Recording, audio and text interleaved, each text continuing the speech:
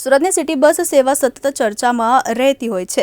દુર્ઘટનાઓ એક પછી એક બનતી રહે છે। ત્યારે આ વખતે સવારના સમયે જ સિટી બસમાં આગ લાગી ગઈ હતી। બસમાં આગ લાગતા જાણકારી મળતા ફાયર બ્રિગેડ ઘટના સ્થળે દોડી આવી હતી।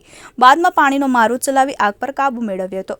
કતારગામ વિસ્તારમાં આવેલા ગજેરા સર્કલ પાસે બ્લુ સિટી બસમાં આગ લાગી ગઈ હતી। આગ અંગે ડ્રાઈવરને જાણ થતાં જ તેણે બસને સાઈડમાં રાખીને સલામત ઉતરી ગયો હતો, જેથી તેનો જીવ બચી ગયો હતો। બસમાં કોઈ મુસાફર પણ નહોતો, જેથી મોટી દુર્ઘટના ટળી હતી। ફાયર બ્રિગેડના અધિકારીએ કહ્યું કે અમને જાણકારી મળતા જ અમે તાત્કાલિક દોડી આવ્યા હતા। આગળનો કાચ તોડીને પણ પાણીનો મારો કરવામાં આવ્યો હતો, સાથે જ ટાયર સહિતની જગ્યાએ પાણીનો મારો કર્યો હતો। આગ પર કાબુ મેળવ્યા બાદ કુલિંગની કામગીરી હાથ ધરવામાં આવી હતી।